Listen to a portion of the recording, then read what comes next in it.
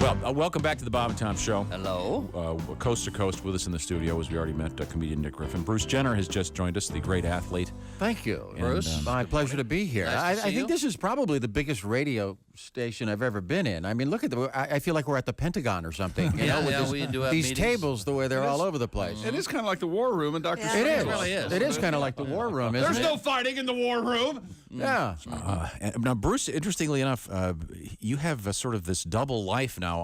To me, you're famous for being one of the world's greatest athletes. Well, you're a much more mature individual, you know, age-wise. Yeah. But there's a whole other group Who has Yeah. no idea, Youngsters. probably, that you were a decathlete. I wouldn't. that Who know you as you're famous for being one of the the dad, I the guess. level-headed guy. The level-headed guy. Yeah, that's what I. High amongst women. Hey, I'm going to the gym. See y'all later. Yeah. Mhm, yeah. Mm-hmm. Yeah. Yeah, it is kind of amazing to me. On Keeping Up with the Kardashians. Yeah. Yeah.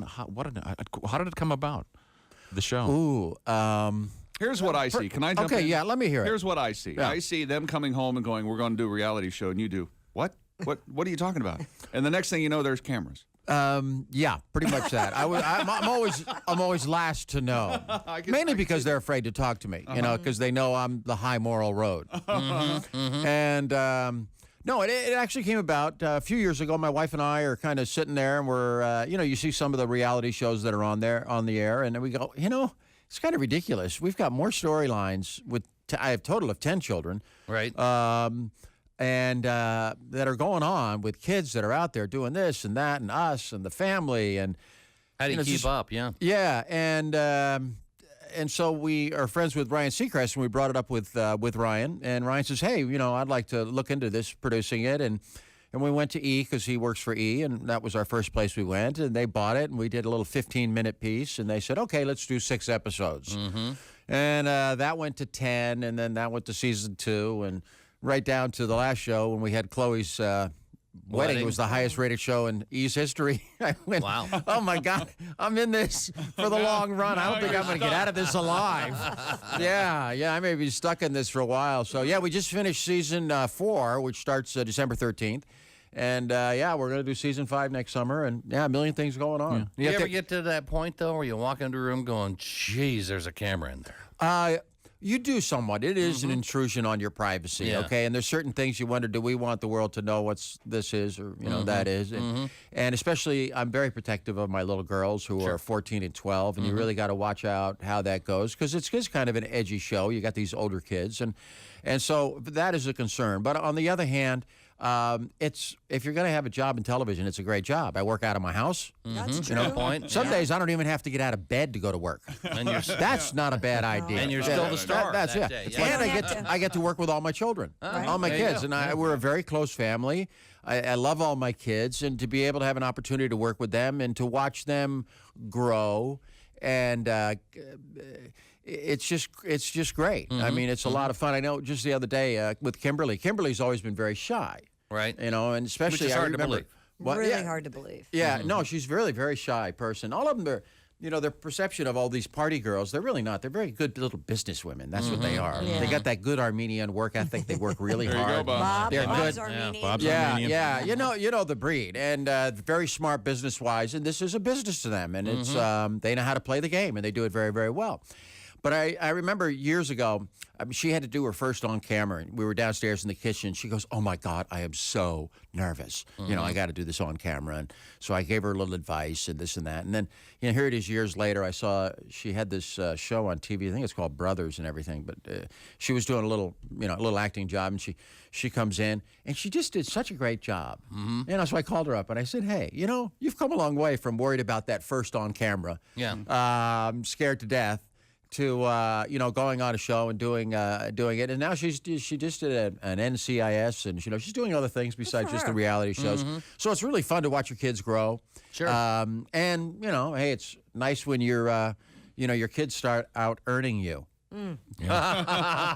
Bruce Jenner. That is a successful father. Well, if you'd get your ass out of bed. Yeah, I know. I got my wife working. My wife runs the whole show. Right. Okay, she's manages all the kids. She's the executive producer of the show. She does it all. She works her butt off, and you know, I'm into remote control helicopters, and I'm into my golf game. So Remote control They're helicopter. the best, living the Bob. dream. What fun. Oh, yeah. Be careful. Oh, I know. Oh yeah, your dog grabbed one, didn't it? Or- Not that kind, not the really serious ones. Yeah, no, I got real. Yeah, the serious ones, you got My son 2 years ago bought me with the little indoor ones. Yeah. And I'm a pilot. I've been flying for 30-something years and fly real helicopters and this and that. But he bought me this little thing, and I'm like trying to. Wow, this is tough. Let me figure this out. And finally, I got pretty good around the house. I could land it on people's heads and this and that. And of course, then you bang it into a chair. And that helicopter was kind of like Bill Clinton. I didn't inhale. You know what I mean? And that was kind of the beginning. Now I'm up to the hardcore stuff. Really? I got 4 massive. Like Bill I got to Clinton. get on the computer, plug my. Yeah. These are the ones That's you have exactly to, it. You have to I use got to outdoor. get on my computer now and plug my helicopter in to program my computer, to program the helicopters and stuff. It's just, it's kind of ridiculous. quite a But it's a lot hobby. of fun. Yeah, I'll and bet. it's extremely difficult to learn how to do because, you can fly them upside down. They're fully aerobatic, right side up, this and that. But every time you move the tail, it's a whole new set of rules. So it's very challenging. It's a fun little hobby. That and golf, I'm fine. Bruce Jenner is our guest. Let's talk sports for a little bit. I'm sorry, what? Let's talk sports since you are one of the world's greatest athletes. There's sports out there? What would you like to know about sport? I am the world's greatest athlete. You know what? As I stand over that little white ball, the little ball doesn't care. No. What the title is, it just is it's got no respect. None whatsoever. None respect for me and the titles that I hold. Yeah. What would you like to talk about? Is there anything going on in the golf world? Maybe you want to talk about knowing you guys. Yeah. Where do we start? There's nothing. I think we covered everything. Yeah. I think we covered all that yesterday, but we can certainly revisit that in just a second. Our guest is Bruce Jenner, and Mr. Jenner is kind of famous for two things, kind of a two-pronged. He was I guess you always are a great decathlete. I did Probably do been that. a while since you've done a pole vault. I don't know. Actually, I retired the day of the games in 1976. So, yes, I have not. I even left my pole vaulting poles inside the stadium in 1976. So, I was walking out. I was thinking, I've been carrying these things for 12 years. Don't need them. Don't need them. I don't need them anymore. I'm moving on. Yeah. Yeah. How high do you think you could go right now if you had to? Don't bring that up. That's one of the most bring that's that one up. of the most unnatural, it seems to me. It is. Sport. It's a Athletic. really odd athletic. Technically, it is the most difficult event in track and field. Getting totally inverted with your feet going straight up is the hardest move to make in track and field. I'll bet. And, you need a good athlete, a lot of speed. There's a lot that goes into it. But it's really fun. I started out as a pole vaulter. I just thought as a little kid, wouldn't that be cool? Run down there and jump over that thing. So that's kind of how I started. Was that in like high school when you did that? Yeah, or- freshman in high school. And were the And that's when it was a sawdust pit then? well the As a fiberglass matter of fact, it was. the fiberglass poles came in Oh, well, late 60s? I always had fiberglass poles. They were there at the time, obviously not as good. And really in our sport, the only thing from my standpoint that has really changed in our event, because the decathlon is the same event that Jim Thorpe ran, in the early 1900s, is that pole vaulting poles have gotten better. Obviously, tracks have gotten better, shoes have gotten better, things like that. But pole vaulting poles, since I competed, have gotten better. But they also took the javelin and shortened it up just a little bit. Oh, really? Since I competed. They made it, the big guys, the specialists, were throwing it way too far. They were throwing it like out of stadiums, so they had to shorten it up a little bit just to keep it in the stadium. Yeah, that could be a problem. Yeah. 'Cause remember, if a javelin goes into the stands, it's yours to keep. Okay. Yeah, very good. We can't get anybody to parking lot B anymore ever since we skewered the guy. Yeah. I did hit a guy one time, but Did that's you a whole really? other deal, yeah. An official? Or just some guy? It was a cameraman. Oh, my Really? goodness. Yeah, but Was he okay? Yeah. I think so. They carried him off on a stretcher. I never saw him again. What was, cameraman? Bruce Jenner's our guest. I'm just sort of daydreaming about the Olympics and how cool it was to watch you in the Olympics. Was there anybody behind the scenes coaching you, not just on your athletic skills? Obviously, you had a lot of coaches. Was anybody helping the rest of the team look a certain way? Did they want you guys to be camera friendly? No, this was 1976. That's what I thought. 1976 was probably the last year of the amateur athlete. Yeah. Where I didn't have any coaches. I had my dog. You lose your eligibility. I couldn't even have a manager, none of that. But on the other hand, that was good for me because I didn't have to deal with all of that. All I did is train. Remember a couple of years ago they had the two decathletes with Yeah, Dan and Dave. Dan and Dan Dave. O'Brien and Dave that- Johnson. That whole The pre-Olympic. Reebok commercial. Right. Yeah. Yeah, and then Dan O'Brien didn't make it on the team in Yeah. '92. And unfortunately, he's probably more well known for not making it on the team in '92 than he is for winning 4 years later. Yeah, I know. very People true. always remember. Isn't that the guy who didn't Yeah, make it on the didn't team? make it. No, he's the guy who won. Remember? That shows you what the media can do to you. Sure. But yeah, he won Damn 4 years media. later. World-class athlete Bruce Jenner. Also, I got to do this part 2. A television star, Bruce Jenner. When we come back, this is the Bob and Tom Show.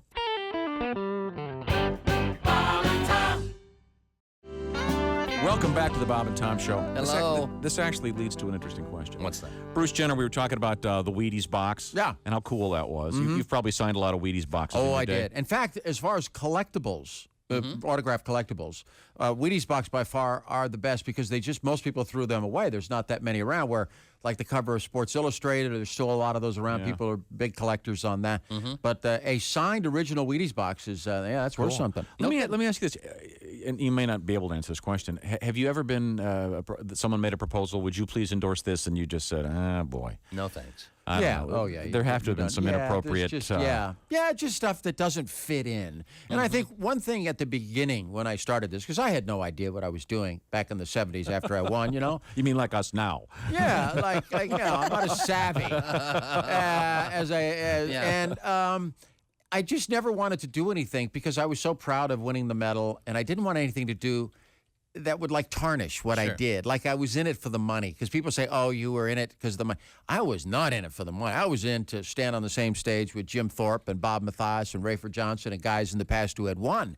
That's all I wanted out of it. You know, I walk away. Did you have and any get nothing. idea the whirlwind that would happen after you won? No, Did because you that ever doesn't expect that? doesn't happen. I mean, Mark Spitz, 72, 4 Right. years earlier, tried to get into the media world and this and that, and they kind of slammed him down. I mean, you know, he did a few endorsements, and most of them, you know, for a year, and that was it. He was gone.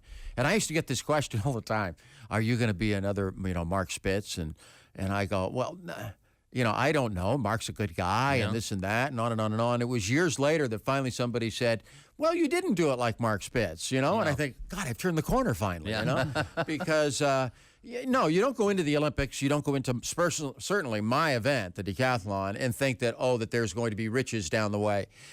I just happened to be the right guy in the right place at the right time. I realized that. And so I thought I had an opportunity. I was looking for a job, didn't have any, you know, I didn't have a job. So I thought, well, let's try this and learn the television business, but don't just be a commentator. Learn the business of television. You know, learn the business of endorsements. Be involved with the companies that you're involved with, like General Mills, more than just doing commercials. Is this my wife? I don't think know. so. My wife? Bob and Tom Show. Hey, Bob and Tom, it's Donnie Baker. Oh, hi, Hey, Donnie. Donnie. Hey, Jenners, how you doing, man? So Yeah. Bruce Jenner's here with us, Donnie.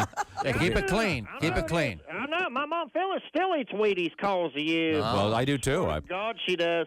She said she let you long jump on her any day of the week. Donnie. I'm supposed to pass that along. Okay, that's as long very as I'm nice. not pole vaulting, it's fine. She said, Long jumping's fine. Hey, about your show, I'm guessing you get tired of ignorant people asking stupid questions. Yeah, man. Yeah, He that's does. why I do this show. Well, I can relate to it. My Uncle Sonny plays cards with Dog the Bounty Hunter. Yeah. He said the same thing. Tired of stupid questions. And a day goes by, is that your real hair? Or are them stun guns fake? Or Yeah. why'd you quit the Doobie Brothers? I mean, Wrong everyone guy. knows it was Molly Yeah. Hatch. Just stupid stuff like that. But your show, there's Kim, Chloe, and Courtney. I've always wanted to ask you, which one do you think's the hottest? I'll hang up and listen. Thanks, Donnie. Thanks, Donnie. Here we were trying to talk about endorsements. Actually, the hottest one is my wife. Yeah, There you go. Yeah, Good it is my answer. wife. Is the hottest one. He gets the After right that, answer. Yeah. Bruce Jenner is our guest. What kind of a sports fan are you these days? Do you still enjoy Well, right now I watch the boxing or- Lakers in New Orleans. That's about it. I'm forced to. You know what? I don't. Oh yeah, Go Lamar Saints. and, And Reggie. Yeah, Lamar and Reggie, so I got to watch. Yeah. And then they come over to the house, and I got to, help them out a little bit. No, I know it is. Yeah. Yeah. I got to help them. They need help. Yeah. Because we got a gold medal in the house. We now have an NBA ring. That came in a couple of weeks ago. the And Saints so are now on- we need is a Super Bowl ring. And Yeah. they're on looks track. like it. This And might be the year. a lot of pressure on Reggie to come through. right. So, yeah, within the family, we could have a Super Bowl ring, an NBA ring, and an Olympic gold medal. That's not a bad. It's pretty good for the it is. family. Nice little. I think it would look good. Trophy case. Yeah, you in the bet. trophy case. Put them all in there. Bring them in. What about sports announcing? Do you have any more sports Nah, announcing you know what? I stuff in did your that for future? many years. I just kind of moved What on did you from when that. you had to do it? What did you enjoy the most? I enjoyed doing Track and the field? the non-traditional kind of sports. I love, like, I worked for Wide World of Sports. I loved going over and doing surfing in Hawaii, just because the people were so, first of all, appreciative that you were there. Sure. And doing all these kind of off sports Yeah, that the were sports that aren't so much covered all the fun to time. do. Yeah. Because the people were so happy to see that somebody's there covering it. They helped you. You start doing football, you start doing basketball or baseball. You do those types of things. They don't want to talk to the media. They got a really different attitude. And I liked doing those types of things because, every week I could go and, you know how people get into what they're doing, whether it's surfing competition or it's auto racing or it may be whatever it may be, even at a lower level. I mean, that's like their whole life. Sure. Oh, revolves around this. And they live it and breathe it every day. And then the next week you're with a totally different group of people, and that is their whole life and what they're doing. So I enjoyed more of that type of stuff than I did, the hardcore with sports or being a, quote, sportscaster. I enjoyed what the people were about who are doing these types of things. I still enjoy it today. I mean, I enjoy those types of things. My son's trying to put together.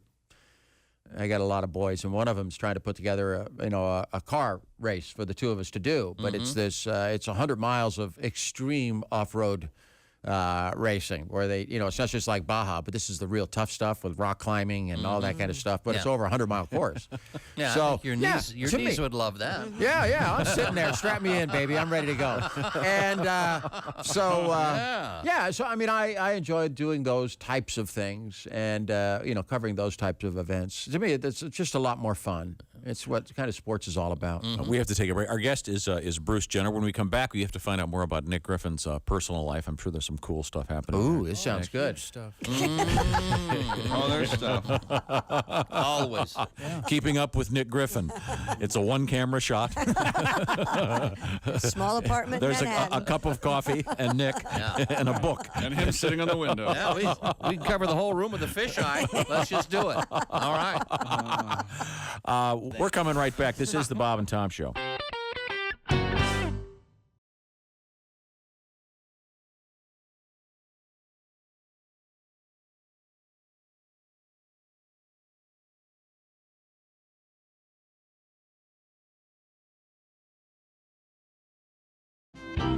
Welcome back to the Bob and Tom Show. Hello. With us in the studio, he is a man who can be called the world's greatest athlete. He was the 1976 gold medalist in the decathlon. Montreal. Was featured, of course, on the Wheaties box for many years, and now, kind of in this sort of odd way, has resurfaced as a gigantic television star. Oh, God, that sounds crazy. Yeah. Yeah, who knew? Who thought this Who would would have happen? thunk with it? the- Yeah. the Bruce promised us Kardashians. a Howard Cosell story. Yes. Yeah. I did, didn't I? Yes, you did. We, Do you need to hear this one? Okay. yes, we do. Okay. We were talking earlier about boxing. In '76 was probably the best boxing we've ever had. Sugar Ray Leonard, Spinks, all these guys. Oh, yeah. I mean, we cleaned up. And I competed on the second to the last day of the games. There was one more day, and which was the finals in boxing, and then the games were over with. Right. Howard Cosell was doing commentary on all the boxing. And he makes a comment during his commentary, because I was obviously getting a lot of press the day after I competed. And he says, "Ladies and gentlemen, these kids come from the ghetto. They have no Hollywood contracts to go to," and took a little shot at me. Cut to a couple of months later, I signed a deal with ABC. My first show I've ever done, Battle of the Network Stars. Net War 1, Pepperdine University. Okay? I've never The obstacle course. The obstacle course. And me, I've never even held a microphone in my life. Sure. And who am I working with? Howard Cosell. Cosell. Me and Howard. So I think, well, first of all, you want Howard on your side. Yeah, you do. Okay, you want Howard on your side. So I get there. And, I mean, there's big trucks, there's wires, people talking a different language. I have no idea what's going on. I've never even held a microphone, and here I am doing a national show on television. And so I go up to Mr. Cosell. I always called him Mr. Cosell. I says, "Mr. Cosell, could I talk to you for a second?" Just before it all started. And I said, so he says, yeah, kid, over here. So anyway, I go over to the side, and I said, Mr. Cosell, I said, I just want you to ask you if it's okay, because if I have any questions today, I really, this is the first, I've never even held a microphone. I have no idea what's going on, but you are truly one of the superstars in this business. I said, I have nothing but respect for what you've done. I said, you know this business so well. There's nobody else that I could learn it from better than you. So if today, if you don't mind, if I just walk around, I would like to listen to the way you do the interviews. I would like to, if I have a question, I'd like to ask you.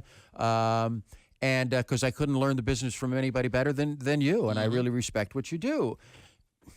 Howard puts his arms around me, gives me a hug, and says, kid, stick with me. So I was like a little puppy dog being traveled around all day long. And he's, Don Olmeyer was the guy in the truck. And he's going, Don, Jenner's going to do this one. I got them all set up. Okay. He became like my mentor. Really? And he would actually call me after he would see a show that I do to critique it at my house. Yeah. I mean, he was so nice. We really had a great relationship, And, yeah, he was always very nice, and I was like his guy. I'm teaching this kid. I got it. But I turned the thing around real fast, and so he actually became a good friend. I've always been involved in media. Obviously, it's gone up a level, and it's a different media today with all the, the paparazzis and this and that.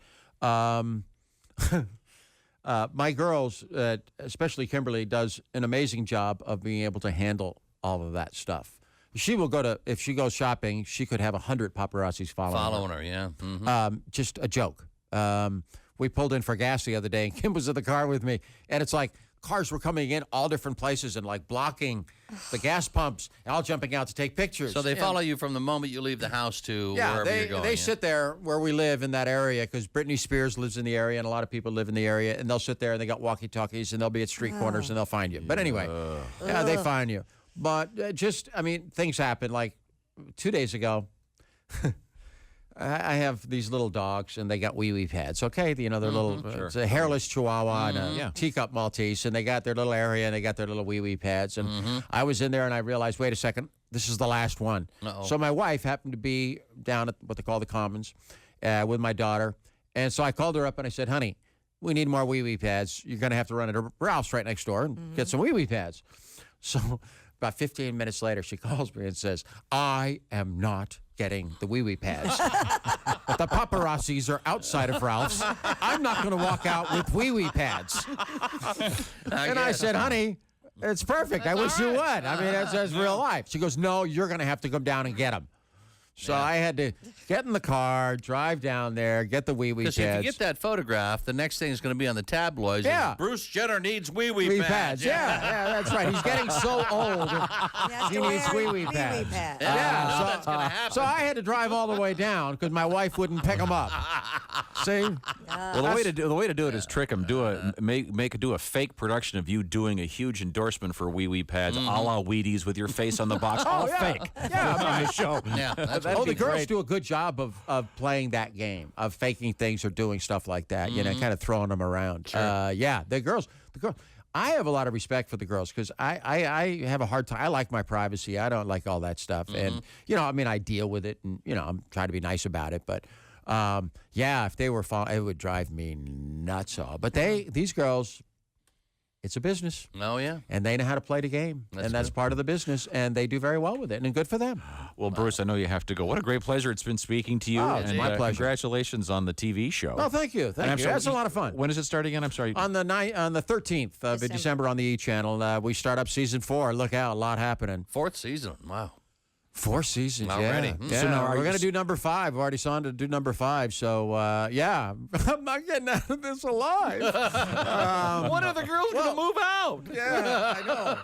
Yeah, well, the big one is Courtney pregnant, So, the whole... When's the baby due? Just about any time. That's what I thought, yeah. Oh, boy. Maybe that's the opening episode, huh? Yeah. Whoa! No, see about how TV works. They've already added it. Oh, I'm sorry. That's a big one. Actually, it's my second grandchild. My daughter, Casey, who's not in the show, she had a little girl about 4 months ago now. Is that right? Cool. Little Francesca Marino. Well, congratulations. And now the next one. But I'm thinking 10 children, the next 10, 20 years. You're going to have a lot of grandkids. I could have 30, 40 grandchildren. Good Lord. My God. Heck of a Christmas. That's a hell of a foursome. Sure is. Yeah, you're gonna have to go to the drawing for Christmas Yeah. instead of getting everybody something. Yeah. Whose name did you pick? Yeah. Yeah, that's true. The drawing's not a bad idea. But anyway, no, it's been a pleasure. Okay, good to see And you. happy holidays to all you guys. Thanks, Bruce. Thanks. Appreciate it. Thanks. We're coming right back. We're going to bring back Nick Griffin, and we're going to add to the mix Todd Glass for some great comedy. This is the Bob and Tom Show.